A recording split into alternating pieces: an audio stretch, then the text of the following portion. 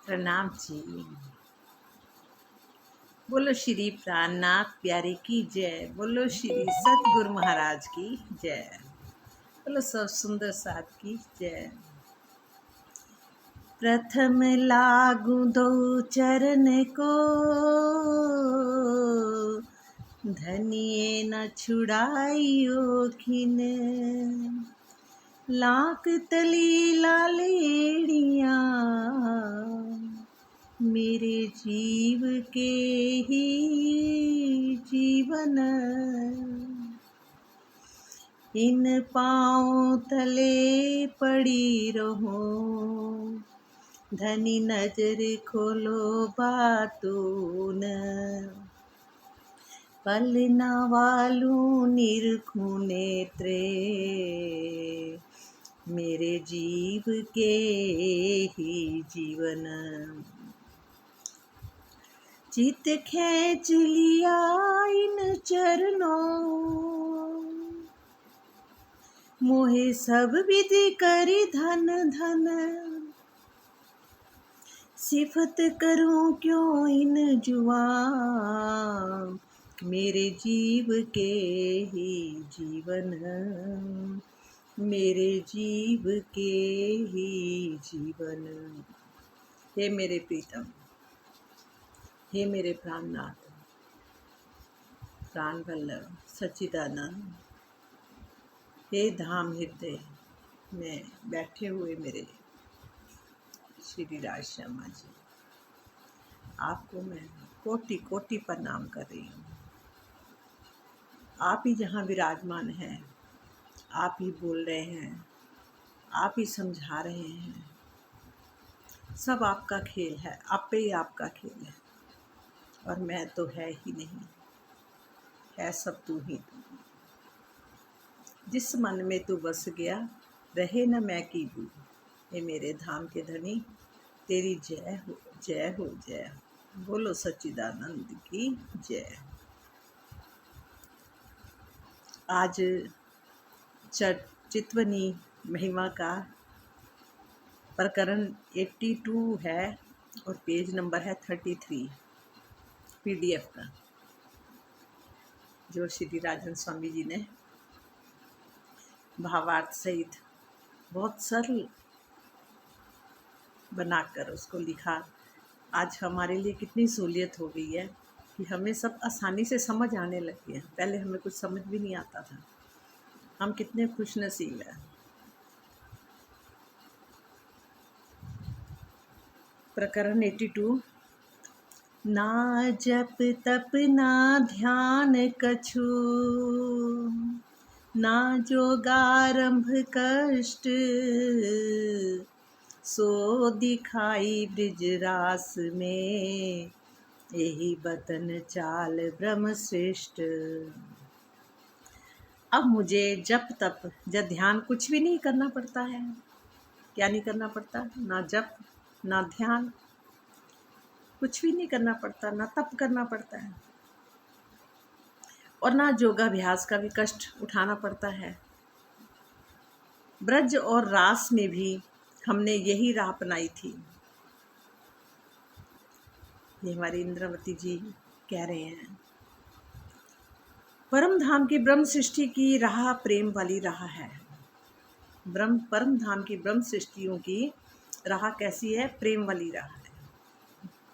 कहते ना, गोपियों के अंदर कितना प्रेम था। जबकि एक बात देखने वाली है कि उस समय कौन सी लीला हुई थी कृष्ण भगवान जी के टाइम।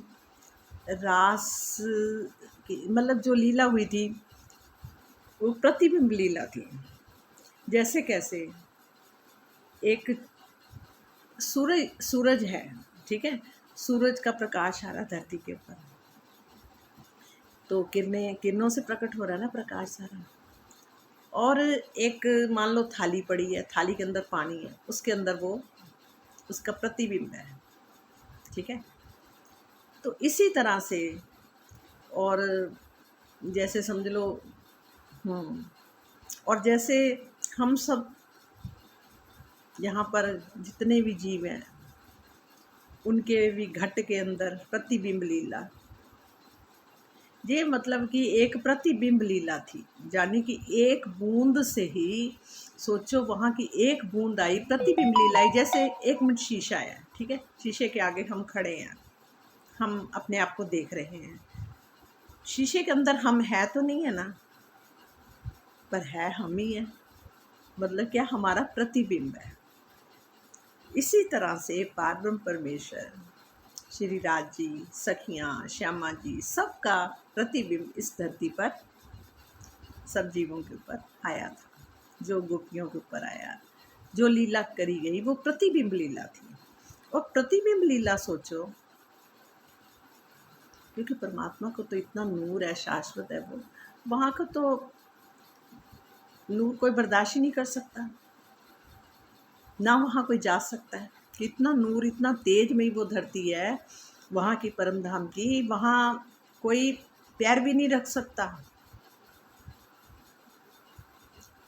सिर्फ कहते हैं कि एक आत्म दृष्टि से ही उसे देख सकते हैं, अंतर्दृष्टि से ही देख सकते हैं। और अब इस जीव के भी वो जीवन है, हमारे प्रीतम। ये उस समय देखो, प्रतिबिंब लीला से मतलब कि एक बूंद के आने से ही कितना आनंद आज तक इस धरती के ऊपर लोग थिरक रहे हैं। उनके ऊपर इतनी मतलब मेहरें भी बरस रही हैं, दिन रात उनके ऊपर मेहर भी बरस रही है, नाच रहे हैं मस्ती में, आनंद में, और पल पल उनके साथ बहुत लीलाएं हो रही हैं। ये हम भी पहले, जब मेरे को अभी मतलब पहचान नहीं हुई थी, तो मेरे साथ भी बहुत लीलाएं हुई हैं, और मुझे हर पल वो लगते थे कि मेरे साथ हैं, और हर काम मेरा, हर बात मेरी सुनते भी थे, मेरे करते भी थे, मतलब बहुत कुछ हुआ। तो कौन था वो? मेरे प्रीतम ही तो थे। उन्होंने क्या बोला, मैं बचपन से बुढ़ापे तक तुम्हारे साथ हूँ, जो हर पल हमारी सुन रहा है, हर पल हमारे को देख रहा है, हर इच्छाएं पूरी करता है। तो सोचो कि वो, उसका संबंध कितना नज़दीक से नज़दीक है, प्राण नली के भी नज़दीक है वो हमारे, चाहे वो प्रतिबिंब ही है, उसमें भी इतनी पावर है, उसमें भी इतनी शक्ति है, वो जो चाहे कर सकते हैं। कहते एक राई के दाने के ऊपर भी पूरा ब्रह्मांड दिखा सकते हैं, वो जो चाहे कर सकते हैं। पर क्या नहीं कर सकते, अपनी रूहों के बगैर वो रह नहीं सकते। वो रूहों से बहुत प्यार करते हैं ना, उनसे, उनको अपने से अलग कर सकते हैं। तो अब हम भी वहाँ की रूहें यहाँ आई हुई हैं, और हमारे प्रीतम हमें अपने घर की पहचान कराई है। ये मेहर नहीं तो और क्या है। हम तो सोचो, तो हम तो धन धन हो गए। चलो ये करते हैं। प्रत्युत्तर में सुंदर साथ की ओर से कहा जा रहा है कि प्रियतम के प्रेम में डूबी हम आत्माएं परम धाम की रहने वाली हैं, किंतु हमारा हृदय, दिल ही हमारे प्राणेश्वर का धाम है। आत्मा को जो दिल है, उसमें प्राणेश्वर बसे हुए हैं। धाम धनी राजश्यामा जी विराजमान है, सिंहासन लगा हुआ उनका। हमारे प्रियतम प्राणनाथ तारतम वाणी के प्रकाश में हमें बुला रहे हैं।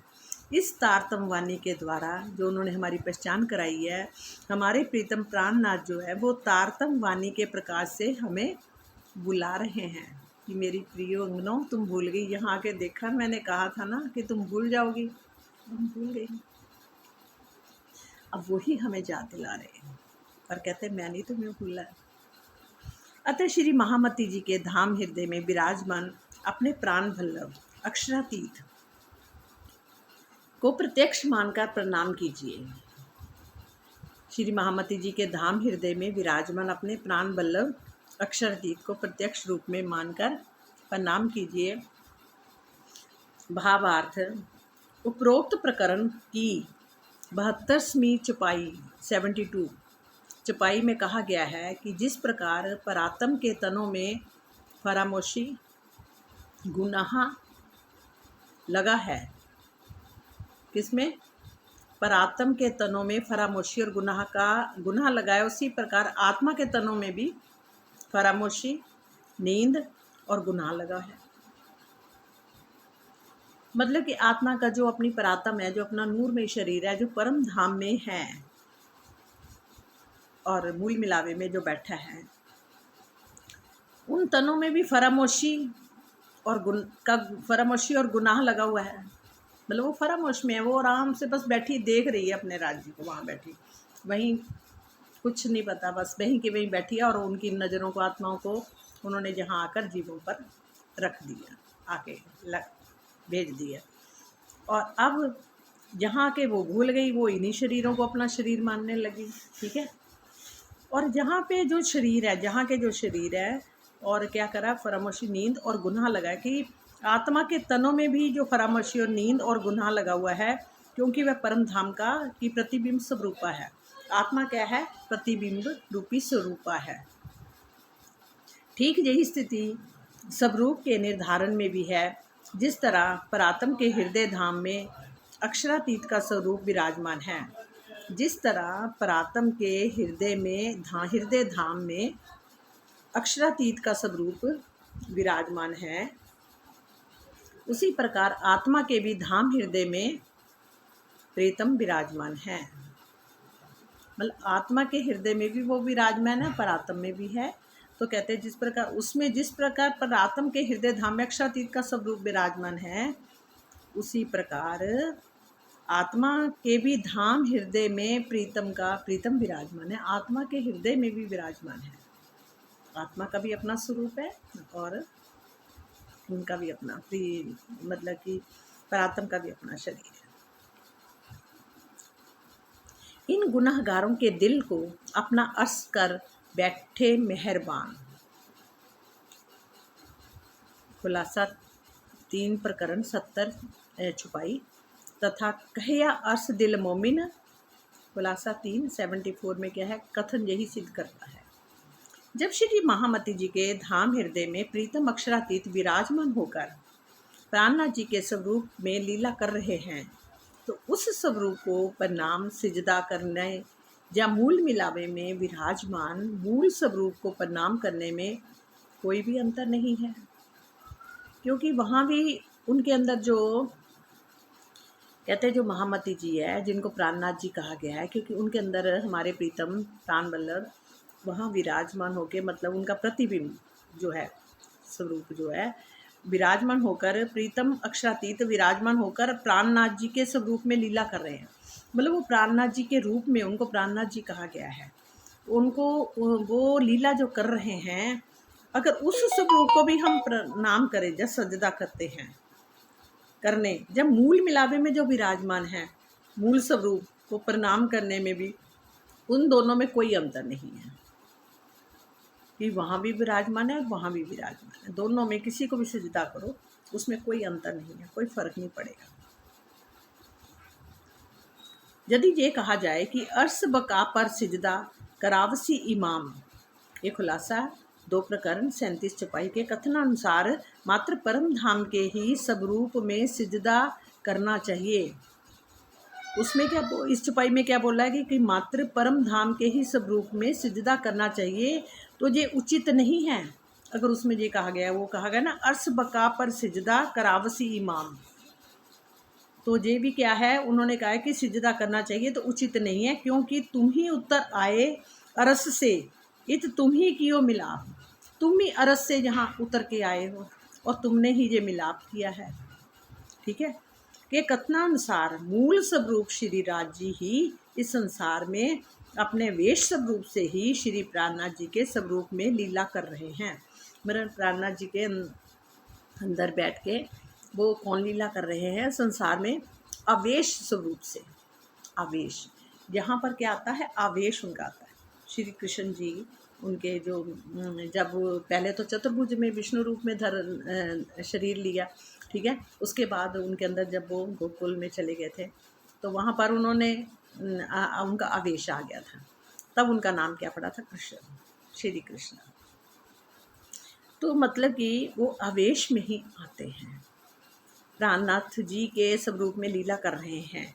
ऐसी स्थिति में दोनों स्वरूपों में कोई भेद नहीं माना जा सकता, मतलब पर भेद नहीं माना जा सकता दोनों स्वरूपों में। ध्यान कराया गया, किंतु यदि कोई प्राणनाथ जी को अवेश स्वरूप मानकर उनका ध्यान करता है तो भी उसकी सुरता मूल स्वरूप में अवश्य केंद्रित होगी। क्या बोला?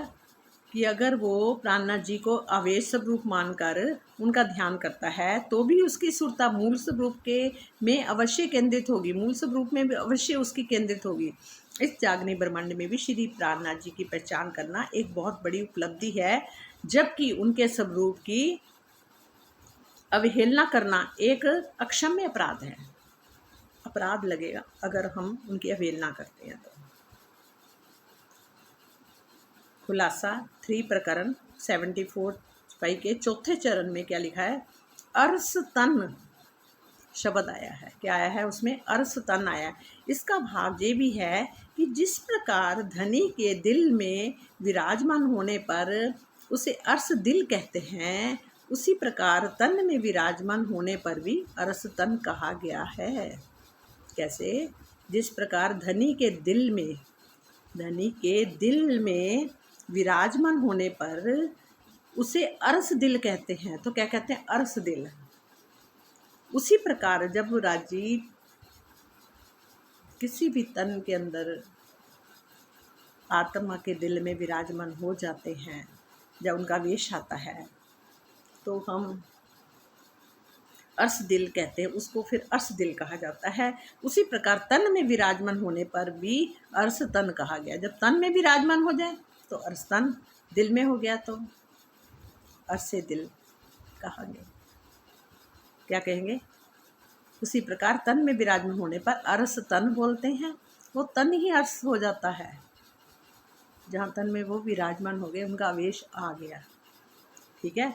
और अगर उसी प्रकार मतलब जिस प्रकार दिल में विराजमान होने से अर्स दिल कहते हैं और तन में विराजमान होने पर भी अर्स तन कहते हैं।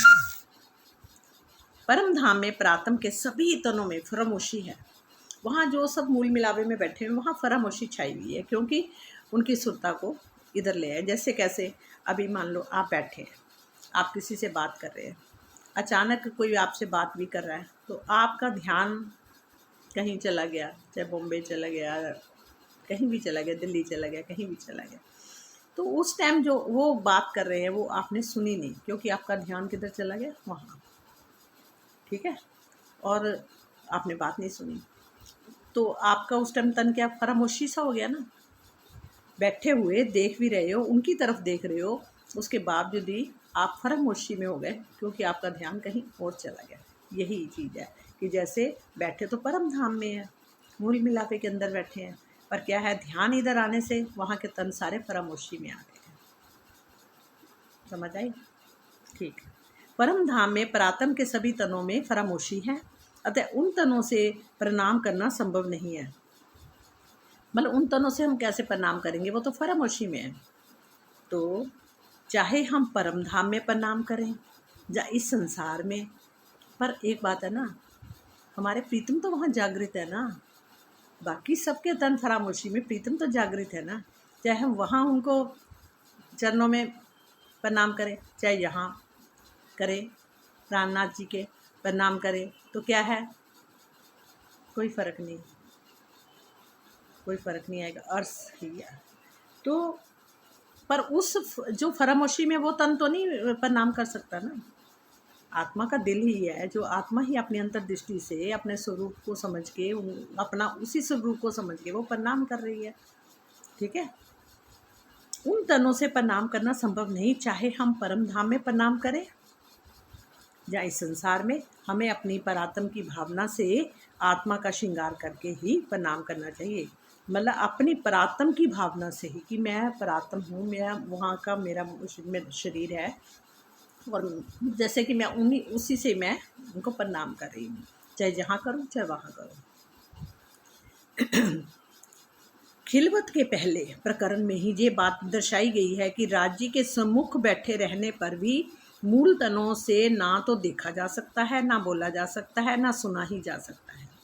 मतलब जो मूल तन है, हमारे परात्म है, जो राज्य के सामने हम बैठे हुए हैं, उनसे क्या है, उनसे ना तो देखा जा सकता है, सम्मुख बैठे हैं, पर ना उनसे अब बोला जा सकता है, ना देखा जा सकता है, ना सुना जा सकता है। क्यों? क्योंकि जो सुरता है वो इधर आई हुई है।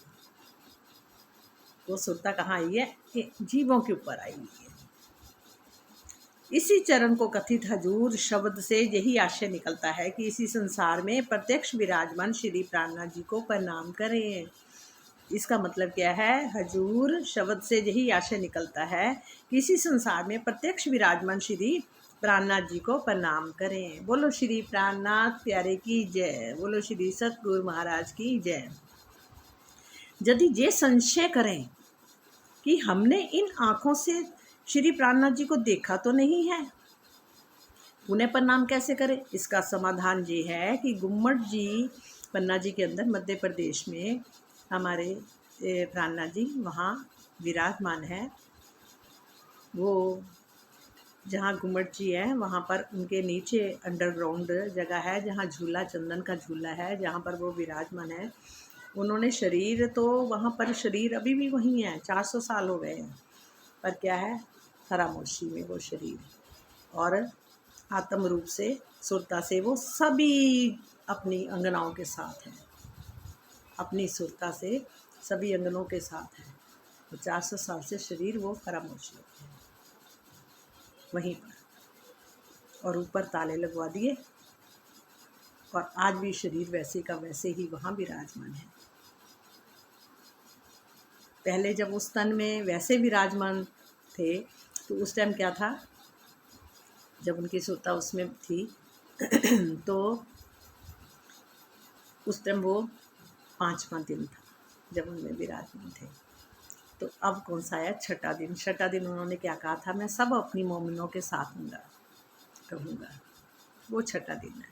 अब वो सुरता जो उनकी है वो सभी मोमिनों के साथ है, और शरीर क्या है? फरामोशी, और वह सिंहासन पर विराजमान है आज भी, 400 साल हो गए। तो अभी हम उनको भी प्रणाम करते हैं, तो हमारा प्रणाम वो अर्श तन हो चुका हुआ है, वो उस पर हम उनको प्रणाम करेंगे, हमारी प्रणाम कबूल होगा, चाहे उधर करें, चाहे परमधाम में करें, चाहे यहाँ करें, क्योंकि उनकी सुरता है। वो उनका जैसे प्रतिबिंब समझ लो, वो है, ये प्रतिबिंब लीला ही है। जहाँ पर यदि ये संशय करे कि हमने इन आँखों से श्री प्राणनाथ जी को देखा तो नहीं है, पुनः प्रणाम कैसे करें? तो इसका समाधान क्या है? ये है कि गुम्मट जी मंदिर की सेवा तखत पर यदि हम जुगल स्वरूप का भाव लेकर प्रणाम करें तो वह प्रणाम अवश्य स्वीकार होगा। गुम्मट जी के मंदिर की सेवा तखत पर यदि हम जुगल स्वरूप का भाव लेकर प्रणाम करें तो वह प्रणाम अवश्य स्वीकार होगा, क्योंकि जुगल स्वरूप श्री महामती जी के धाम हृदय में विराजमान हैं। क्योंकि महामती जी के धाम हृदय में वो जुगल स्वरूप विराजमान हैं, महामती जी के अंदर विराजमान हैं, तथा मूल मिलावे में भी विराजमान हैं, और उसी जुगल स्वरूप की छवि को अपने धाम हृदय में बसाने का प्रयास कीजिए, करना चाहिए। श्री प्राणनाथ जी के नाम पर बनाए गए काल्पनिक चित्रों को कभी भी प्रणाम नहीं करना चाहिए। देखो क्या करें, जो काल्पनिक चित्र बने हैं यहाँ पर कितने भी चित्र बने हैं वो काल्पनिक है। जो प्राणनाथ जी के नाम पर काल्पनिक चित्रों को कभी भी प्रणाम नहीं करना चाहिए, क्योंकि ये जामनगर राज्य के 2 राजाओं के चित्र हैं, जो श्री देवचंद्र जी और प्राणनाथ जी के रूप में प्रचलित किए जाते हैं। सार तत्व यही है कि हम श्री प्राणनाथ जी को मात्र जुगल स्वरूप के रूप में देखें और उन्हीं का ध्यान करें। मतलब है कि वो चित्र किस लिए बनाए गए हैं कि ऐसे जुगल स्वरूप है, उनका श्रृंगार ऐसे ऐसे किया गया। वैसे वो किसी राजाओं के, जामनगर के राजाओं के ही चित्र हैं, उनके ऊपर वो सारा श्रृंगार वैसे ही किया गया, वैसे उनको बैठाया गया जैसे परम धाम में राजश्यामा जी विराजमान हैं सिंहासन पर। तो वो दिखाने मात्र से कि इस तरह से है, पर वो चित्र जो चित्र हैं वो राजाओं के चित्र हैं। अब आया प्रकरण 4। सरियति खूबी न सूत में, जाको ये पांचों पाक करत, ये जाहिर पांच बिन बिने से, ऊंचे चढ़ न सकत। शरीयत खूबी नासूत में, शरीयत के पांचों नियमों का पालन करने वाला, जाको ये पांचों पाक करत, मतलब कि पांचों नियमों का पालन करने वाला। खूबी नासूत में, नासूत किसे बोला गया? मृत्यु लोक से आगे नहीं जा सकता। मतलब जो शरीयत के पांचों नियम हैं बने हुए, उनका पालन करने वाले इस मृत्यु लोक से आगे नहीं, वो मृत्यु लोक से आगे नहीं जा सकते। इनसे केवल शरीर तथा आंशिक रूप से मन की शुद्धि होती है। इनसे केवल शरीर तथा आंशिक, आंशिक नहीं आंशिक रूप से मन की शुद्धि होती है। इनसे क्या होता है? मन की शुद्धि होती है। स्पष्ट है कि कर्म कांड के इन पांचों नियमों का पालन अखंड धाम में नहीं पहुंच सकता। अगर हम कर्म कांड के तरीकों से हम पांचों जो पांच हैं उनके कर्म कांड के हिसाब से करते हैं, तो वो हमारी मतलब कि वो पांचों नियमों का पालन अखंड धाम में, वो हमारा अखंड धाम तक नहीं पहुंच सकता। भावार्थ क्या है? उपरोक्त चुपाई तथा इसी प्रकरण की 29वीं चुपाई के कथनों में कोई विरोध नहीं है। 29वीं चुपाई में ये दर्शाया गया है कि यदि कोई शुद्ध हृदय से कोई भी बुरा कर्म, हिंसा, मांसाहार, पर स्त्री गमन, चोरी, मिथ्या भाषण, शराब इत्यादि किए बिना, उनके किए बिना, तरीकत, तरीकत किसको बोलते हैं? दिल की बंदगी।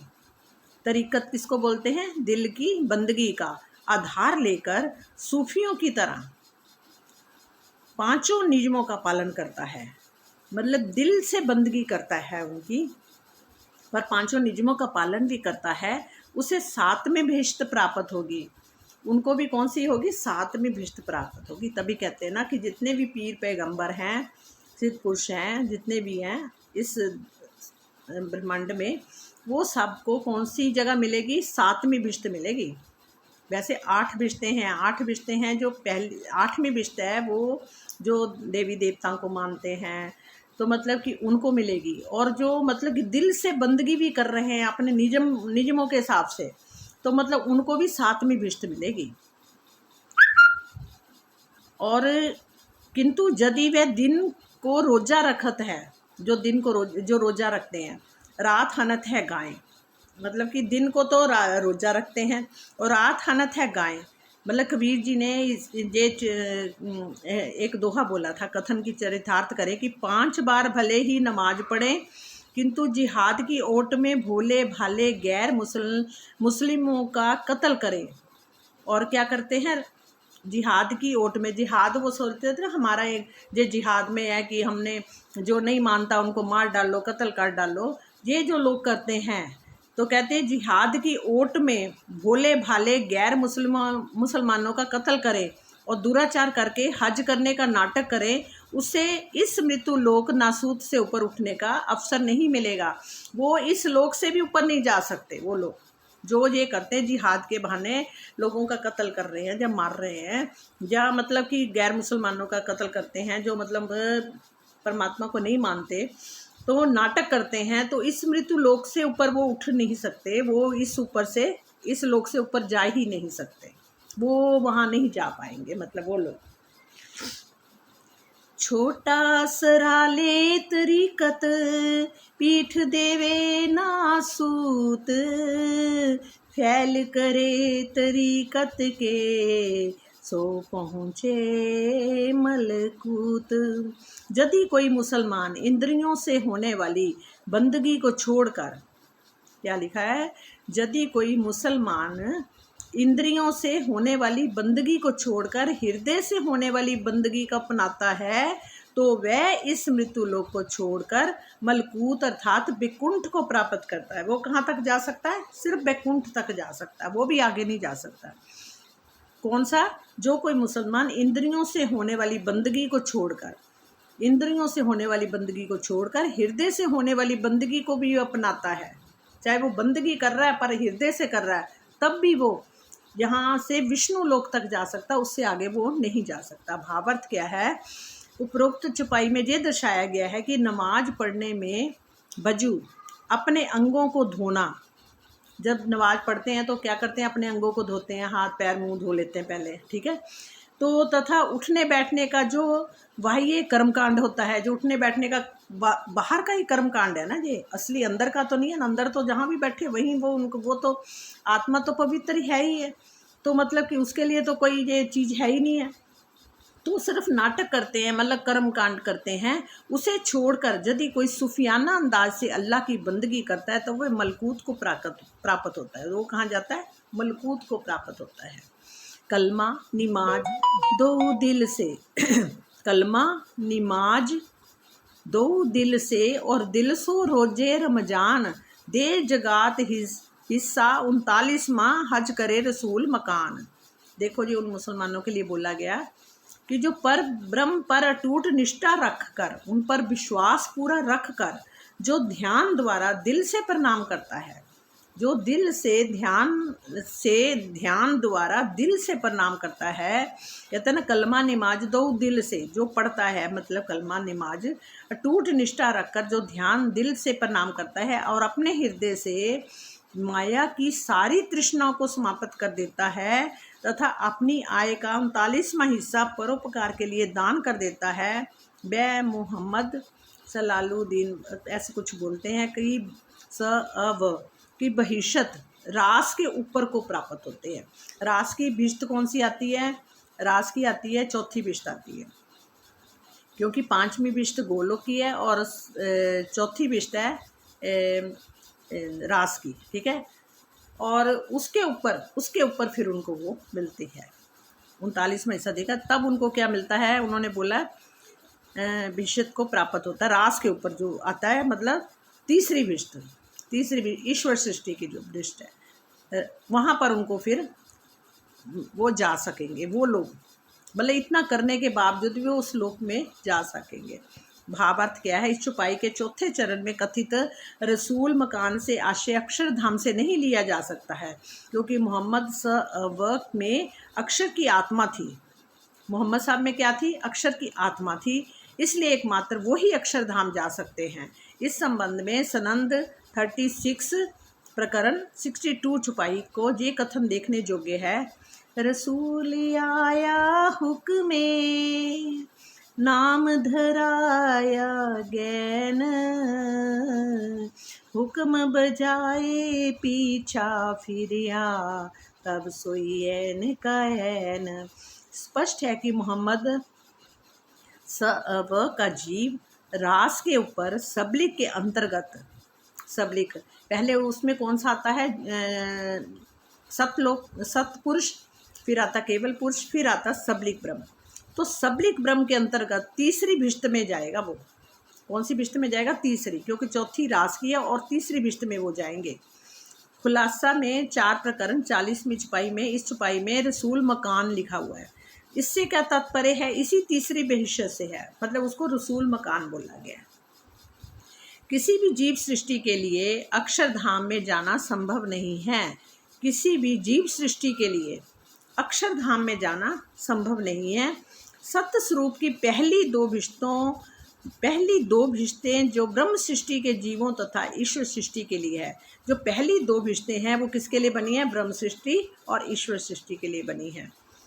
और उसमें भी तारतम वाणी के प्रकाश में प्रेम में चित्वनीय किए बिना किसी भी जीव को प्रवेश संभव नहीं है। उन दोनों में भी मतलब कि प्रेममयी चित्वनी, जो प्रेममयी चित्वनी है, उससे उसके द्वारा ही तारतम वाणी के प्रकाश में प्रेम में चित्वनी किए बिना वो जीव उसमें प्रवेश नहीं कर सकता। सिर्फ उन 2 विषयों में वो ही प्रवेश करेंगे जो तारतम वाणी के द्वारा, जिनको प्रेम में ही चित्वनी करी, जिन्होंने, सिर्फ वो पहली और दूसरी में जाएंगे।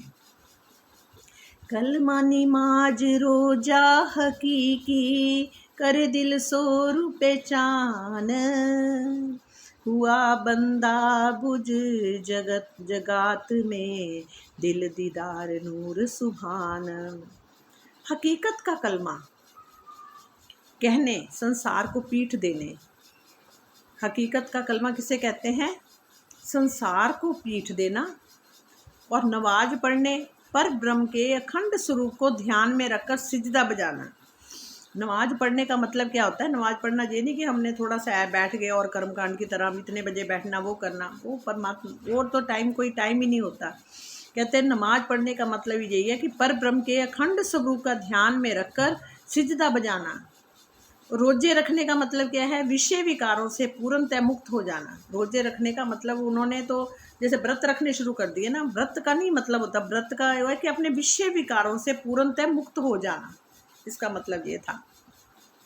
तथा अपने आत्मिक स्वरूप की पहचान करके सच्चे दिल से सेवा करने वाले को अपने दिल में ही परब्रह्म के नूरी स्वरूप का दीदार हो जाता है। क्या बोला? अपने आत्मिक स्वरूप की पहचान करके सच्चे दिल से सेवा करने वाले, सच्चे दिल से सेवा करने वाले को अपने दिल में ही परब्रह्म की नूरी स्वरूप का दीदार हो जाता है। देखो वाणी कह रही है कि दीदार हो जाता है, दीदार होगा, ये भी बोला है, जरूर बोला दीदार होगा, पर समय के साथ साथ। क्यों? क्योंकि समय से पहले हो गया तो कहते हैं ना, ये शीशा है, ये फट ना जाए, शीशा टूट ना जाए, इसलिए समय के जब ये शरीर भी उसको मतलब कि सहन कर सकेगा, राजी पहले उसको कहते हैं ना, वजूद बनाते हैं ना, पहले इतना पक्का करना, इसको पक्का करने के बाद ही कहीं शीशा टूट ना जाए दर्शन होने से। तो क्या कहते हैं कि सच्चे दिल से सेवा करने वाले को अपने दिल में ही परब्रह्म की नूरी स्वरूप का दीदार हो जाता है। भावार्थ क्या है? मोमिन अजू जब करे पीठ देवे दो जहान को। श्रृंगार के अंदर है 25 प्रकरण 47 छुपाई। ये मोमिनों का अजू करना है, जब हक बिना कछु ना देखे तब बुझ हुई कल में। श्रृंगार में क्या था? 25 प्रकरण 52 छुपाई है। मोमिनों की शरीयत के संबंध में श्रृंगार में कथन है। ए मोमिनों की शरीयत छोड़े ना हक को दम, हर्ष बतन अपना जान के छोड़े ना हक कदम। इत ही रोजा इत बंदगी इत हिजकात जियारत, साथ हकी सूरत के मोमिनों सब न्यामत। हकीकत के संबंध में तारतम बानी का क्या कथन है? जो तू ले हकीकत हक की, जो तू ले हकीकत हक की, तो मौत का पी सरबत, मुए पीछे हो मुकाबिल, तो कर मचकूर खिलवत। ये श्रृंगार की 25 प्रकरण में 65 छुपाई है। तारतम बानी के उपरोक्त कसौटी पर खरा सिद्ध होने वाली सृष्टि ही बेहद मंडल अधिकारी बन सकती है। कौन सी बन सकती है? तारतम वाणी को प्रोक्त कसौटी पर खरा सिद्ध होने वाली सृष्टि को ही बेहद मंडल अधिकारी बन सकता है, ऐसे नहीं बन सकते। प्रकरण 5 बहुत मुश्किल भी है, आसान भी है, मुश्किल भी है। जब प्रेम में बह जाओ, फ्लो पे फ्लो हो रहे हो, तब विराट जी की मेहर से ही, वरना बहुत मुश्किल।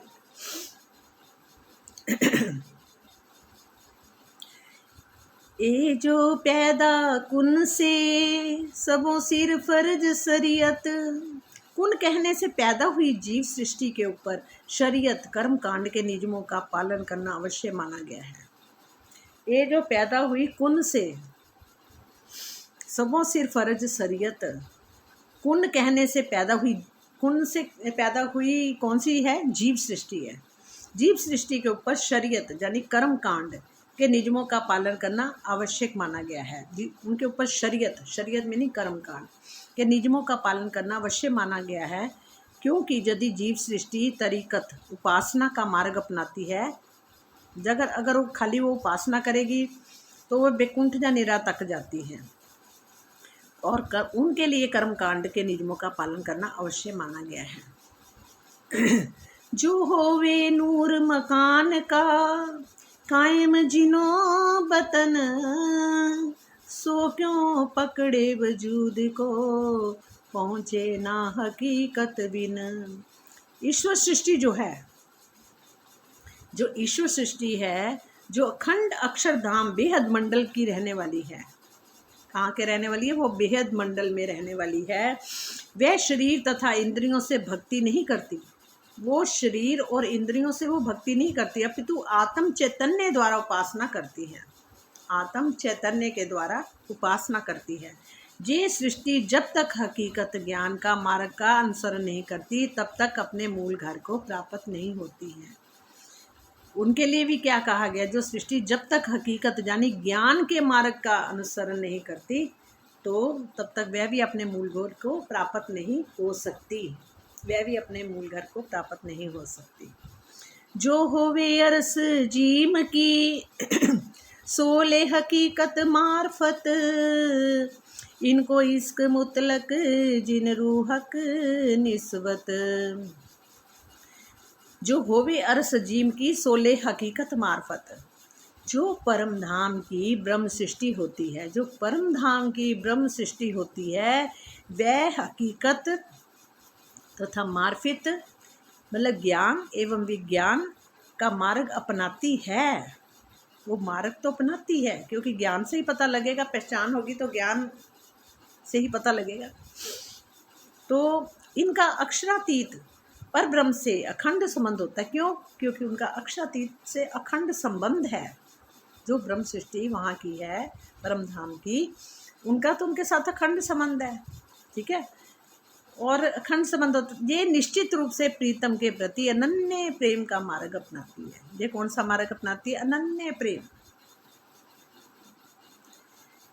ज्ञान से तात्पर्य शाब्दिक ज्ञान से नहीं है।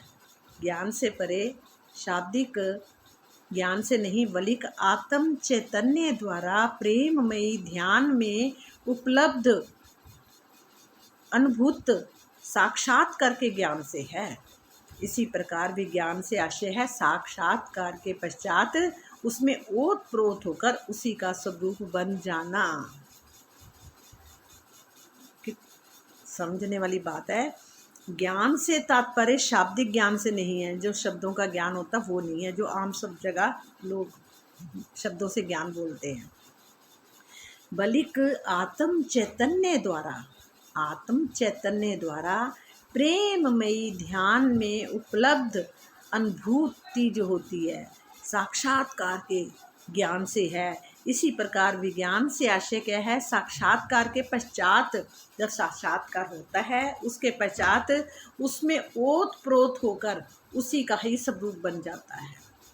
वो आप कुछ होता ही नहीं, वो खुदा ही रह जाता है। मतलब खुद ही वो होता है, आप कुछ अपना आप बिल्कुल मिट जाता है, सिर्फ वो खुदा ही खुद रह जाता है। मतलब ओत प्रोत होकर उसी का ही स्वरूप बन जाता है। भले ही शरीर कुछ दिखे, पर अंदर से आत्म स्वरूप से वो एक हो जाता है। पैगंबरों भिष्ट तीसरी, जिन्हों दिए हक पैगाम, चौथी भिष्ट जो हो ऐसी, पावे खलक जो आम। पैगंबरों भिष्ट तीसरी, पैगंबरों की कौन सी भिष्ट बोली गई है? तीसरी, जिन्हों दिए हक पैगाम, चौथी भिष्ट जो हो ऐसी, पावे खलक जो आम। संसार में पर ब्रह्म का संदेश देने वाले जो पैगंबरों की आखिरी तीसरी अर्थात अव्याकृत किसका है? अक्षर ब्रह्म का, मन का स्वरूप है। में सातवीं विष्ट होगी, उनकी सातवीं विष्ट होगी कह रहे हैं। ठीक है, इसके अतिरिक्त अव्याकृत में इसके नीचे आखिर की चौथी अर्थात आठवीं विष्ट, जिसमें शेष सारी जीव सृष्टि अखंड मुक्ति को प्राप्त, जितनी भी जीव सृष्टि है सारी, वो आठवीं विष्ट में अखंड मुक्ति को प्राप्त होगी। जिन किन राहक की ले सांच से सरियत, भिस्त होसी तीनों तीसरी, सच्चे ना जले कयामत। जिन किन रहा हक की लई सांच से सरियत, जो जीव तारतम ज्ञान का प्रकाश पाकर, जो जीव तारतम ज्ञान का प्रकाश पाकर, ये जो वाणी चल रही है ये तारतम ज्ञान ही है, और इसका इसका प्रकाश पाकर श्री राज जी की पहचान कर लेवे। ये तारतम वाणी हमें अपने प्रीतम का ही पहचान करा रही है, ठीक है। तो पहचान कर लेवे जो राज जी का, तो और सच्चे हृदय से कर्मकांड शरीयत का मार्ग अपनाएंगे। अगर वो सच्चे हृदय से कर्मकांड भी शरीयत, उसको बोलते शरीयत का मार्ग अपनाएंगे, अर्थात सेवा पूजा परिक्रमा पाठ करेंगे, वे अव्याकृत में आखिर की, वो कहाँ जाएंगे, अव्याकृत में आखिर की तीसरी अर्थात सातवीं भविष्यत मुक्ति का स्थान को प्राप्त करेंगे। अब ये देखो, जो जीव, जो कहते हैं ना कोरे से कोरे भी जीव है, अगर वो जो जीव जो इस तारतम ज्ञान के द्वारा प्रकाश पाकर राज्य की पहचान भी कर लेंगे और सच्चे हृदय से कर्मकांड, मतलब साथ में कर्मकांड शरीयत भी करेंगे, का मार्ग भी अपनाएंगे, अर्थात सेवा पूजा परिक्रमा पाठ करेंगे, अव्याकृत में आकर की तीसरी, वो भी तीसरी बेश्त अव्याकृति, उसमें जाएंगे, यानी सातवीं बेश्त मुक्ति का स्थान वो प्राप्त करेंगे। जहाँ पीर पैगंबर जाएंगे वहीं वो जीव भी वहाँ जाएंगे, उनको भी सातवीं बेश्त मिलेंगे। कर्मकांड का पालन करने के कारण इन्हें न्याय के दिन फिर उन्हें क्या होगा कि पालन करने के बावजूद भी, कर्मकांड के पालन करने के बावजूद भी इन्हें न्याय के दिन दोजख यानी प्रायश्चित की अग्नि में नहीं जलना पड़ेगा। वो नहीं जलेंगे प्रायश्चित की अग्नि में, नहीं तो हर जीव को, हर एक को दोजख की अग्नि में जलना पड़ेगा, मनी प्रायश्चित की अग्नि में जलना पड़ेगा। तो नहीं तो, पर उनको नहीं, जो इस तारतम ज्ञान से सेवा पूजा कर्मकांड सब करते रहेंगे तो उनको उस अग्नि में नहीं जलना पड़ेगा। ये देखो, एक ये बात बहुत बड़ी बात है। सो मोमिन क्यों कर कहिए, जिन ले ना हकीकत, छोड़ दूनी को ले ना सकिया, हक बका मार्फत। सो मोमिन क्यों कर कहिए, जिन लई ना हकीकत, उस सुंदर साथ को परम धाम की ब्रह्म सृष्टि कैसे कहा जा सकता है। सो मोमिन क्यों कर कहिए, जिन लई ना हकीकत, कहते उसको परम ब्रह्म सृष्टि कैसे कहा जा सकता है। उस सुंदर साथ को परम धाम की ब्रह्म सृष्टि कैसे कहा जा सकता है, जिसने तारतम वाणी के प्रकाश के में हकीकत सत्य का मार्ग का अनुभव नहीं किया होता है, पर उन्होंने सत्य का मार्ग का अनुभव नहीं किया। ऐसा सुंदर सा संसार को पीठ देकर अक्षरातीत तथा अखंड परम धाम की पूर्ण पहचान नहीं कर पाता, उसको पूर्ण पहचान नहीं होती। इस चौपाई को पढ़कर उन सुंदर साथ को आत्म मंथन करना चाहिए, जो हठ पूर्वक शरीयत की महिमा दर्शाते हैं और उसे बलपूर्वक दूसरों पर थोपने का भी प्रयास करते हैं, और हकीकत एवं मार्फत की हंसी उड़ाना अपना गौरव समझते हैं, और हकीकत एवं मार्फत की को हंसी उड़ाते हैं। वो ऐसे भी सुंदर साथ है, जो खुद करते हैं वो कहते हैं तुम भी वही करो, दूसरों को भी वही कहते हैं और दूसरों की हंसी उड़ाते हैं। जो ये नहीं करते ना, सेवा पूजा कर्मकांड नहीं करते, उनकी हंसी करते हैं वो लोग। प्रणाम जी। अब आएगा प्रकरण 9।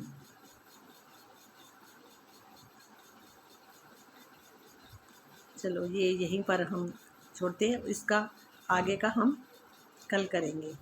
प्रकरण 9। ये जो सुकून हक के मैं कहे तामे जरा ना रही सक, ये सुन के विरह की नावत सोना इन घर माफक। ये चौपाई हम कल करेंगे। और 50 कितनी है, 54 पेज होगा। प्रणाम जी। आज हम यहीं पर, क्योंकि 1 घंटा होने वाला है, और प्रणाम जी सुंदर साथ जी, प्रणाम जी। बोलो श्री प्राणनाथ प्यारे की जय। हे धनी जी, बस अब अपने यहाँ बैठे बैठे भी आप अपने प्रेम की बारिश हम पर कीजिए, अपने नूर की बारिश कीजिए, अपनी आँखों से हमारे ऊपर नूर बरसाइए, हाथों से नूर बरसाइए। हम ये तन भी अरस का ही हो जाए, अपने अरस का जल सब समुद्रों का, आठों सागरों का, जमुना जी का जल, नदियाँ, नहरें, सबका जल हमारे ऊपर अपना प्रेम भरा हुआ अर्स जल हमारे ऊपर छिड़किए, ताकि हम उसमें नहाएं और ये जो शरीर है ये भी अरस का ही हो जाए, ये तन भी अरस का हो जाए, अरस तन हो जाए। ये आप ही कर सकते हैं, आपकी मेहर से ही हो सकता है, वरना और आपका स्वरूप, बस आप अपने स्वरूप में अब प्रकट हो जाओ। ये स्वरूप नहीं, सिर्फ आपका ही स्वरूप बन जाए। ऐसी अपनी आत्म दृष्टि बना दीजिए कि इसमें इस शरीर की मैं ना रहे, इस जीव की मैं भी ख़त्म हो जाए, सिर्फ आपकी ही मैं प्रकट हो जाए। अपना हाथ सिर पर रखें और अपना बल, जोश, आवेश सब तरफ से आप प्रकट हो जाओ। बस मैं ना रहूं। ये अपना हाथ सिर पर रखें और ये जो भी हो रहा है सब आपके बल से हो रहा है, आपके जोश से हो रहा है। मैं कुछ नहीं कर रही, जो कर रहे आप ही कर रहे हैं, क्योंकि आप ही अपनी पहचान करा सकते हैं अपने बल से, अपने नूर से। सब कुछ आप ही कर सकते हैं, वरना हम कहते हैं ना, किसी कुछ भी काम के नहीं हैं। तो आप हैं, बस आप प्रकट हो जाओ। प्रणाम जी, प्रणाम जी, प्रणाम। बोलो श्री राज श्यामा जी की जय, धनी धाम की जय, प्राणनाथ की जय, सच्चिदानंद की जय, आनंद के सागर की जय, प्राण वल्लभ की जय, प्राणनाथ की जय, कुल सतगुरु प्यारे की जय, सब सुंदर साथ की जय। जय हो, जय हो, जय हो। प्रणाम जी।